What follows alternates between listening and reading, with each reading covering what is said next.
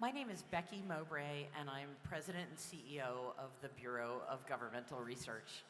And it is my great pleasure to welcome you to the 2024 BGR Annual Luncheon. Thank you for being here and for supporting BGR's nonpartisan, non-ideological public policy research. We work hard to make a positive difference in the quality of life for citizens of our region. And again, it is wonderful to see you all here.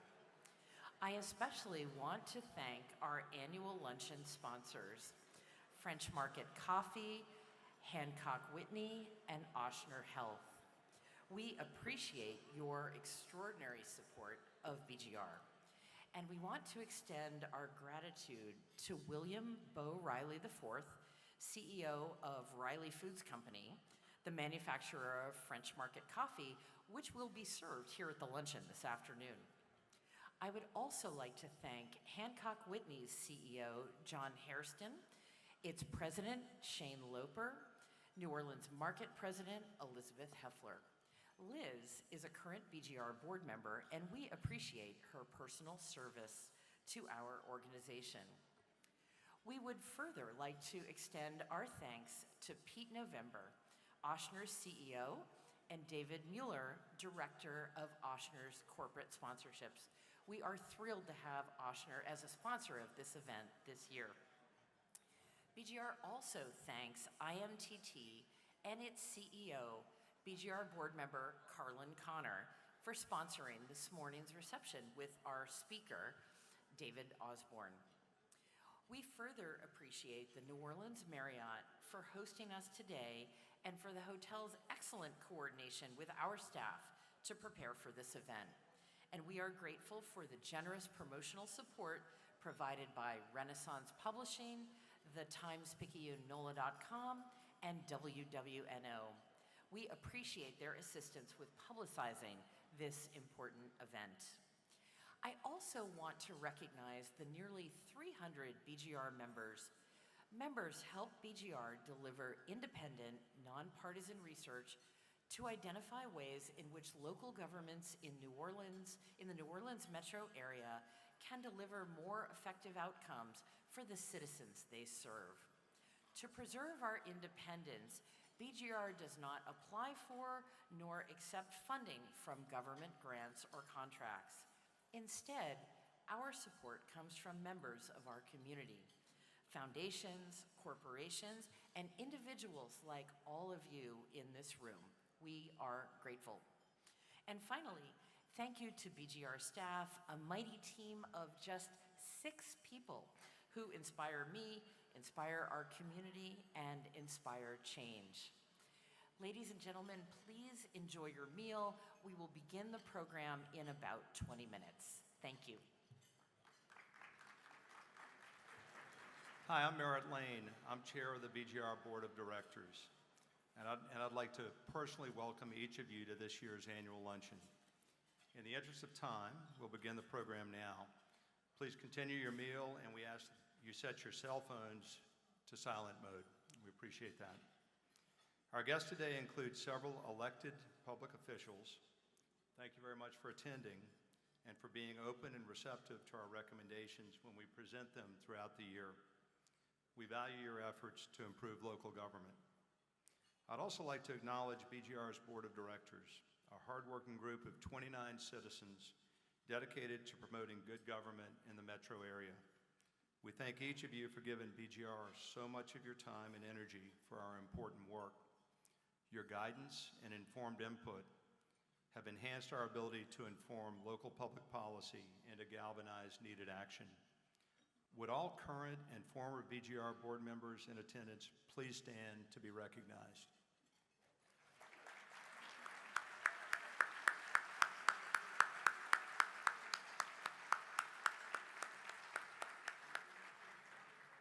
It's a great group. So let me express my thanks to all of you for attending today and supporting the Bureau of Governmental Research. Through your generous support, you're sustaining BGR as a uniquely independent voice for informed public policy making and the effective use of public resources in our area. As you know, efficient, effective, transparent, and accountable government is essential to the quality of life and opportunity for all people. BGR drives towards this goal in several ways. We enhance governmental accountability and inform citizens, the media, and public officials working to address public policy problems. We deliver research-based solutions to improve local government and help our region thrive. We provide voters with accurate, nonpartisan analysis of important local ballot propositions, and we host insightful forums on current policy topics. BGR strives every day to earn your trust as an honest broker in the public policy landscape. Our role has become ever more essential as fewer journalists keep tabs on local and state government than they did a generation ago, and citizens and policymakers struggle to find meaning in a sea of online data and ideological viewpoints. BGR values our role in cutting through the noise and finding paths forward to better public outcomes. As one of our past chairs put it, if BGR did not exist, a BGR would need to be invented to serve our community. Fortunately, you recognize that need, and your generous support helped us achieve another successful year in 2024. During the year, we reported to you on New Orleans infrastructure, tax incentives, pensions, and coastal restoration. We also released property tax dashboards to help you better understand where your taxes go. And just this week, we published a report examining the Housing Trust Fund Charter Amendment on the November 5th ballot in New Orleans. Our continuous monitoring of more than 70 governmental agencies increased public transparency and accountability throughout the year. At your tables, we provided an impact report that highlights our achievements over the past 5 years. In 2024, our national peers honored BGR with 3 awards for research on the Sewage and Water Board's governance problems, the City of New Orleans financial reserves, and our property tax dashboards. In addition, we've held 4 of our breakfast briefing events for members of the public to learn about important policy topics at no cost to our attendees. Finally, we've begun implementing BGR's new strategic plan. It emphasizes effective communication of our work to engage citizens and policymakers to implement our recommendations. We intend for BGR to be more nimble, relevant, and timely in our selection of research topics and the subjects covered during our events. We strive to be clear in our communications and relentlessly follow up on our recommendations to deliver impact. Your commitment to BGR makes all this possible, and I encourage you to support our work. Today, we're pleased to announce BGR's new legacy giving program, which we call the 1932 Club. Since BGR's founding in 1932, our members have given BGR the resources to become a trusted voice for better government in our area. For supporters who wish to see the legacy of BGR continue for generations to come, for those who want to make a transformational gift, please consider joining the 1932 Club. There's a flyer on your chair that explains more, and if you're interested, please let us know, and BGR staff can work with you on your plans. As always, we appreciate your continued support. So now, I'm honored to introduce this year's Annual Luncheon speaker, David Osborne. David has authored or co-authored 6 nonfiction books, the latest of which was Reinventing America's Schools, Creating a 21st Century School System. He is also executive producer of Turnaround, the reinvention of New Orleans' education system. This upcoming film examines the impact of the charter school movement on New Orleans public education during the past 2 decades since Hurricane Katrina. It highlights the resilience of the educators and community leaders dedicated to improving our children's future. A longtime advocate for better education, David continues to chair the advisory board of Reinventing America's Schools, a project of the Progressive Policy Institute, an organization from which he recently retired after many years as a senior fellow. Prior to the Progressive Policy Institute, David served as senior partner at the Public Strategies Group, a consulting firm charged with improving performance in public organizations. He's worked with governments large and small, including the City of New Orleans. He's lectured globally, advising presidents, governors, and numerous other public leaders. Notably, in 1993, Vice President Al Gore tapped David to head the National Performance Review, otherwise known as the Reinventing Government Task Force. He also served as chief author of its report, which laid out the Clinton administration's reinvention agenda and was called the most readable federal document in memory by Time magazine. He subsequently went on to serve as an advisor during Gore's presidential campaign. So we're really thrilled to have David share his perspective today on what it takes to create high-performance public institutions, a topic on all of our minds. His presentation is part of the Janet Howard Speaker Series in Governmental Research, and the views expressed are those of our speaker. If you'd like to ask a question, please follow the instructions on your table to access our online form with your smartphone. So now, please join me in welcoming David Osborne.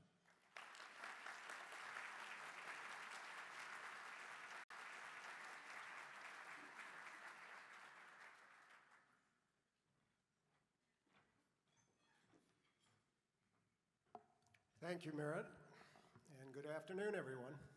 It's quite a turnout. Since you're all here, you all know how important BGR is as an institution in this city. So it's a real honor to be asked to be your speaker today. Usually, when I talk to a group like this, I start by trying to convince them that the quality of their local and state governments has a huge impact on their quality of life. But in this city, I don't have to do that. Every time the streets flood, it's right there, right? So the question is, how do you get high-quality public institutions?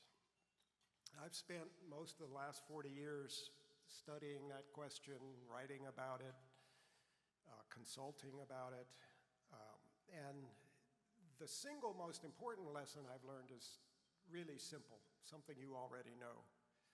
You can't do it without courageous leadership. Leaders are indispensable. And American politics today makes that harder and harder.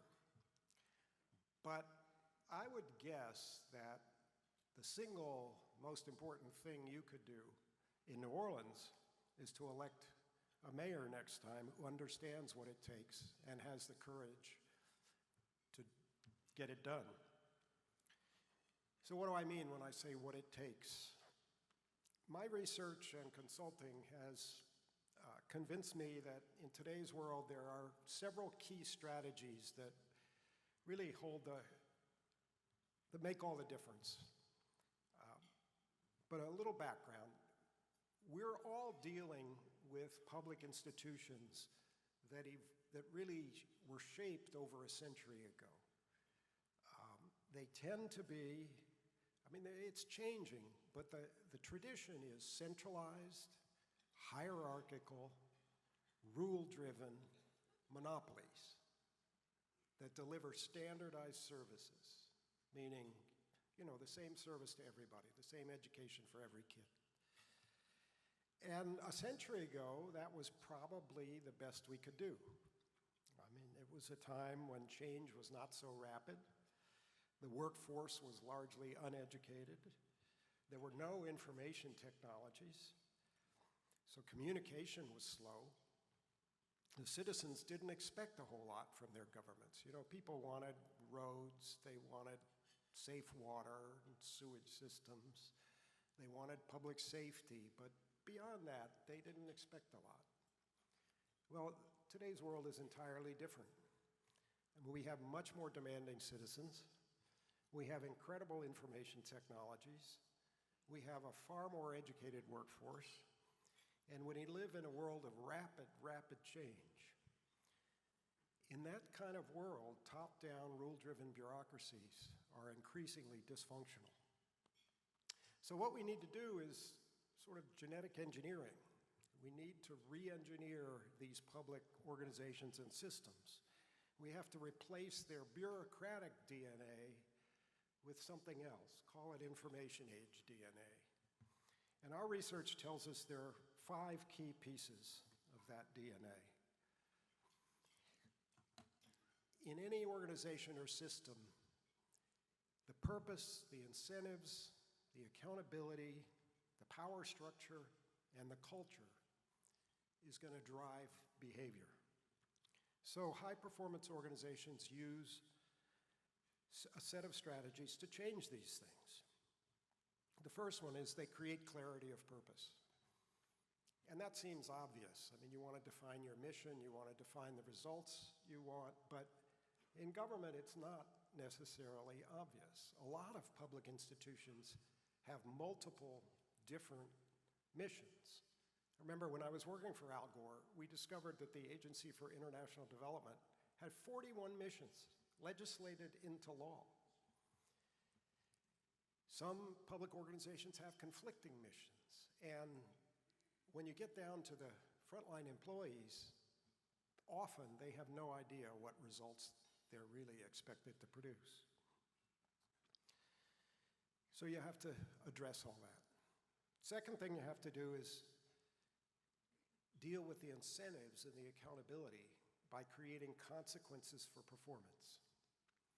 Now, when I say consequences, people often think of negative consequences, but primarily, you should use positive consequences.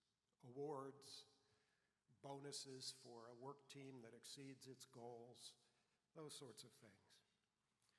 But that doesn't mean that there should be no negative consequences. I'm convinced that if you have an organization in which every employee knows they're just going to be just fine, no matter how the organization performs, you're going to get mediocrity. And if you have an organization where no one can be fired, which is actually quite common in the public sector, you're just not going to get a high-quality organization.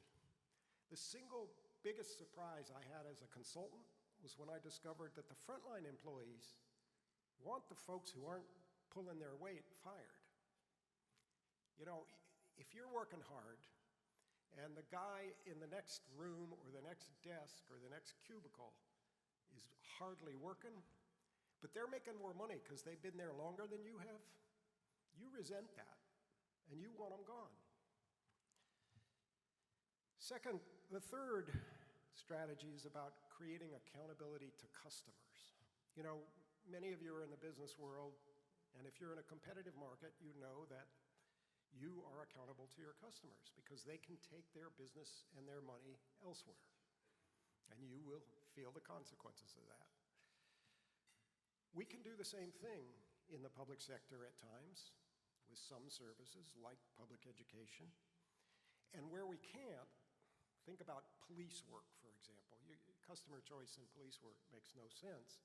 There are other ways to make customers powerful. Just one example, what we call customer service standards. So we learned this from the British.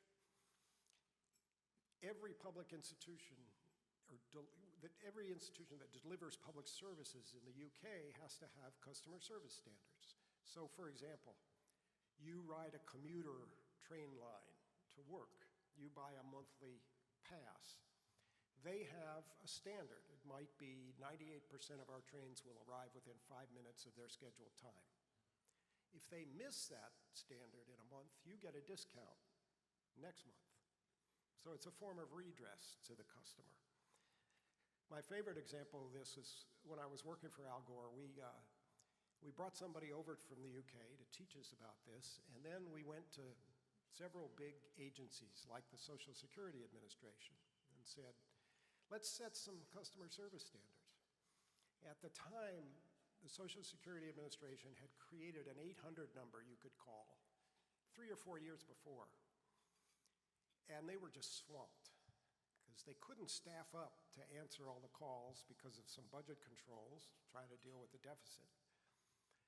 So people were calling and not able to get through, and the survey said if they couldn't get through, then their opinion of the Social Security Administration just went way downhill. So we worked with them and ended up, they set a standard. I've forgotten the details, but it was something like 90% of calls will be answered within 5 minutes. It wasn't terribly rigorous, but it was actually more than they were able to do. And every year, one of the guys who've worked for Gore would renegotiate with them and push them. And they realized, the only way we're going to be able to do this is to totally re-engineer our 800 service. They just changed everything. They hired a different vendor. They closed down certain shops and retrained those people. They trained everybody so that when calls spiked, everyone put on headsets and was a customer service rep for a couple of hours until they got the volume down. And they started mailing the checks, rather than mailing the checks out at the beginning of every month, so all the calls came like on the 5th and 6th day of the month, they mailed them out sequentially throughout the month. So in 1996, 3 years later, a private company put out a report saying that of all the 800 numbers in the country, all of the big private companies, Social Security Administration had the highest quality. It changed so much for that agency. The fourth strategy is about decentralizing control, and it's pretty obvious. You all know that if your employees feel powerless, they're not going to give you 100%. They're probably not even going to give you 50%. So you have to push control of some decisions down through the ranks, closer to the customer. And the fifth strategy is about changing the culture. Public sector cultures are shaped by the bureaucracy. People are incentivized to keep their heads down and do what they did last week, last month, last year. You have to change that. You do it with the first four strategies, but you also, it turns out, have to work directly on the habits, hearts, and minds of the employees. So when we figured this out, my colleagues and I named each strategy with a word that begins with the letter C, so we could talk about the 5 Cs. And I could talk about these for hours. There are multiple approaches for each one. There are lots and lots of tools you can use. I've written several long books about these, but I want to illustrate them with an example that's close to home for New Orleans. You have created the first public education system in the country that is built around these strategies. And big surprise, in its first decade, it produced the most rapid improvement in the country. And I won't overwhelm you with data, but just one graph. This is the percent of students who tested at basic or above from 2007 to 2014. I stopped at 14 because the next year a new test came in that was aligned with the Common Core, and those tests were more demanding, and urban poor kids all over the country struggled with them for a few years. But you can see the top line is the schools that stayed with the Orleans Parish School Board. Most of those became charter schools, and they did well. They were already strong, they did well. The blue line is the state average, and the green line is the recovery school districts schools in New Orleans, which were the failing schools that the state took over, turned many of them into charters. They improved almost 4 times faster than the state average. So what you did was create the nation's first all-charter school district. Now I know that the district opened a school it runs this fall for the first time in a few years. I think that was a mistake, but that's an issue for another day. But this system that you have is built on these strategies. Whoops, wrong direction. It's built on these 5 strategies. Clarity of purpose. So the state makes it clear that everyone has to produce certain results, test scores, graduation rates, and the like. In addition to that, every school has a charter which should define more particular results that it's willing to be accountable for. Equally important, the system is structured so that all the actors have the freedom to pursue their goals. Now, this is something that I find most people don't understand, an advantage of your system. In a traditional district, the superintendent and the central administration are supposed to steer, that is, set policy, set direction, make corrections, evaluate progress, fix problems that pop up, and they're supposed to row. They're supposed to operate the schools. And what happens to superintendents is that because they're responsible for the schools, every problem that emerges, every big crisis that emerges ends up on their lap. You know, there's a roof starts leaking at a school. The buses are routinely late. A teacher has an inappropriate relationship with a student. Violence breaks out at a school. It's all going to end up in the superintendent's lap, and they end up running from crisis to crisis. And believe me, there are polls of superintendents that demonstrate this. Because of that, they rarely have time to steer, to actually take a good look at, do we have the right mix of schools, or are we learning from our parents that they want more bilingual schools, or they want more career tech ed, or they want more project-based learning? No, they don't have time for that, so they don't steer well. But here, the superintendent's only job is steering. They don't operate schools, with one exception now, as I said. And all these problems that erupt at schools, those are schools' responsibility. They have to deal with them because they have a lot of autonomy. So the schools have the freedom they need to row effectively, and the district leaders have the freedom and the time they need to steer effectively. So what happens if a school is not rowing effectively? There are consequences. Second strategy. If your students aren't learning enough, you're going to be closed down. Your charter is not going to be renewed at the end of 5 years or whatever period you've negotiated. Since Katrina, close to 40 schools in New Orleans have been closed or replaced. And David Harris, who's the Tulane professor who has led the most in-depth research on the district, says that, in his opinion, that is the single most important factor in the rapid improvement. On the flip side, if you're excelling and your kids are hitting it out of the park, you're probably going to be asked to run another school, and maybe then another school. So there are positive consequences as well. And those consequences really matter. I mean, everyone working in a school knows that if that school is not performing, it may go away, and their job may go with it.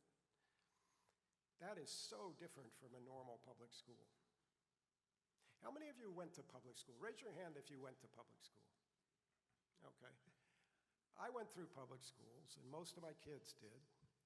And you know, in a typical public school, 95% of the teachers are good, and most of it's working, but there's always something some problem that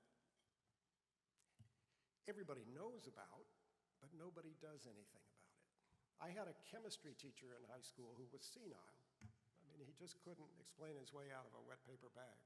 He's a really sweet fellow, but he needed to retire. My youngest daughter had a 6th or 7th grade math teacher who seemed to be exhibiting dementia.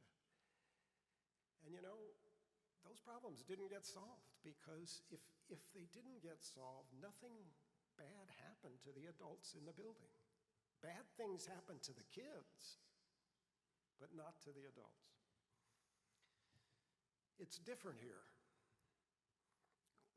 Another of my daughters joined TFA after graduating from college and taught at a charter school here. And it was a struggling school.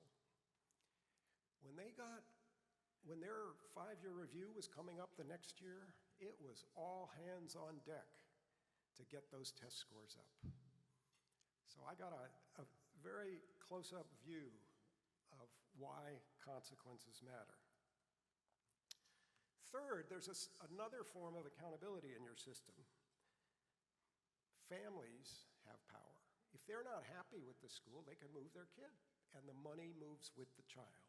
So the parents can literally shrink a school, even get it to the point where it has to close or is closed. They have power. That makes the people who run schools much more responsive. Much, much more responsive. The fourth strategy, control. Again, it's decentralization. Most people don't actually understand how it works in a traditional district. You know, if you're a principal in a traditional urban public school, typically you can't hire who you want. You can't fire anyone unless they're in their first couple of years of teaching and don't have tenure yet.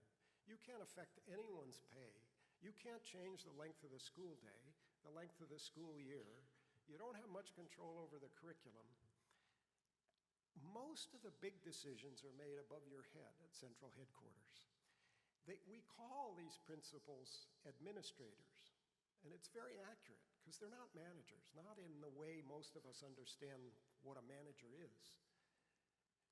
They administer a system where the key decisions are made at central headquarters. In a charter school, it's pretty much the opposite. I mean, they can't do whatever they want. There are boundaries.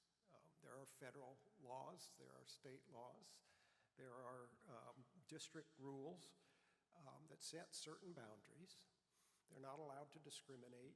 Here in New Orleans, there are a few exceptions. There are a few selective schools that were allowed to keep selecting their students based on test scores and past test scores or past grades and the like. But most of them have to take what they get out of the computerized lottery, the one-app system. Beyond those boundaries, the school leader or leaders are pretty much free to manage. They shape the school. They can change on a dime. And it's such a big job that they often have multiple leaders. They'll have a CEO for instructional leadership. They'll have a COO to run operations. And some of them even have a leader in charge of culture, discipline and morale, and so on. And then within the school, they usually push some of the authority down to teachers. They often have teacher leaders who might run a team of sixth grade teachers or English teachers or math teachers. Because they face consequences, they're pretty invested in continuous improvement, and they use teachers to drive that continuous improvement process. And then finally, the culture strategy. You know, when Katrina hit, the expectations, the culture of the non-selective public schools in New Orleans was really not about education.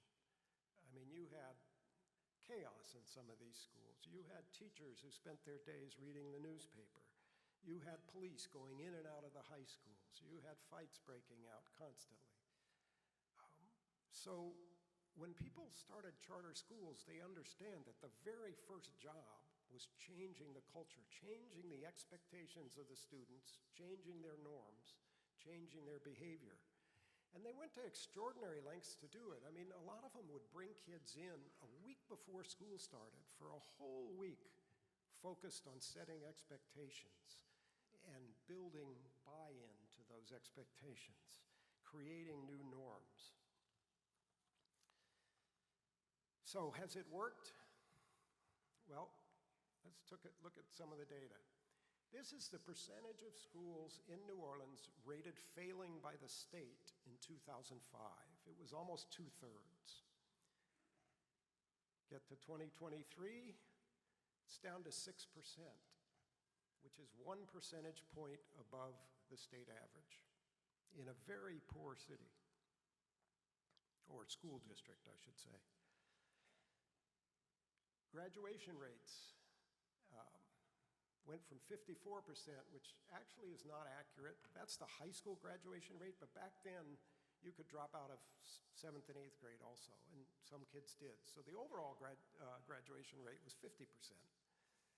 State was almost 70. Now you're up to 79%, almost at the state average. College enrollment rate.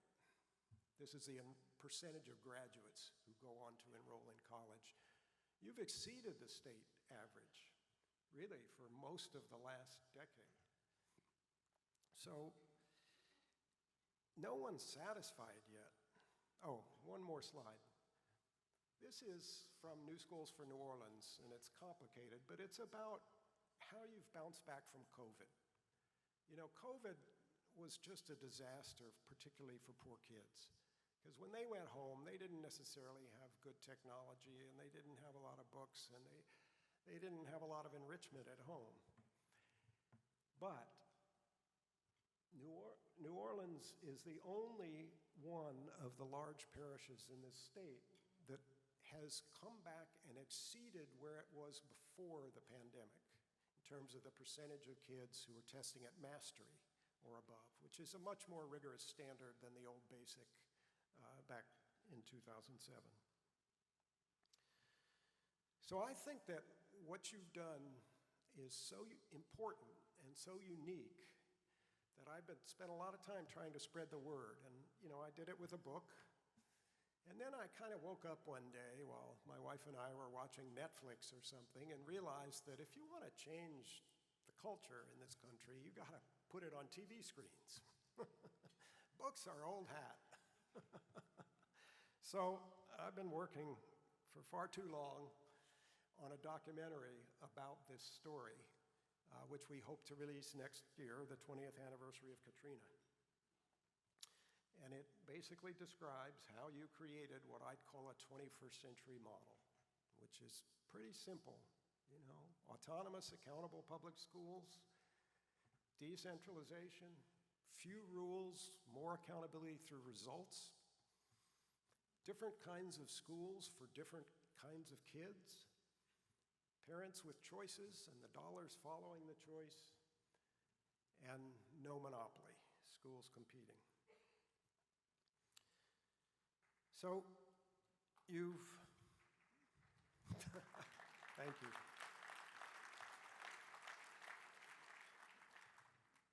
So you've done it in education.